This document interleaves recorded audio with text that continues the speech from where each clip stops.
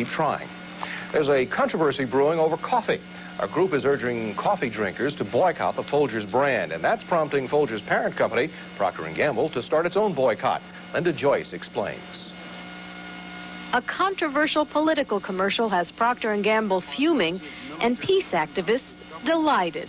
And tell your supermarket that you refuse to buy Folgers, which uses coffee grown in El Salvador. Boycott Folgers coffee.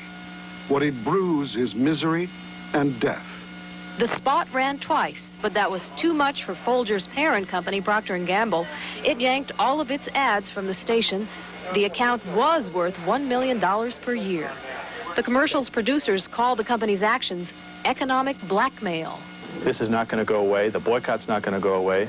We're organizing across the country to cut off aid to El Salvador. That's why we're doing this advertising campaign. Procter & Gamble complains it's being singled out because it's the biggest coffee seller in the country, saying other coffee companies use Salvadoran beans as well.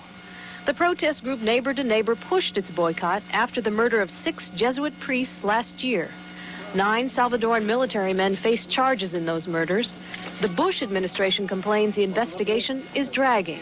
The coffee bean protesters blocked a shipment of Salvadoran beans in Los Angeles last February, and now the Longshoremen's Union boasts it's prevented all ships from delivering the cargo anywhere in the West. To our knowledge, no coffee has come in since then, and we hope it doesn't come in until they straighten out their act down there.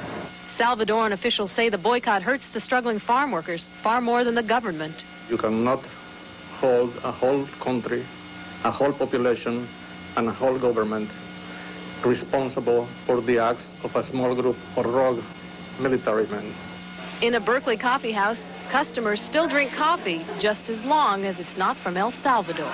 We're getting about 4 or 5 calls a month asking us if we carry El Salvadorian coffee, have we ever, and do we boycott it? Protesters hope their boycott will be felt in Washington, too. Next week, the House may vote to slash $70 million in U.S. aid to El Salvador, virtually chopping it in half. Linda Joyce for CNN in San Francisco. Printers and engravers. From New England Telephone.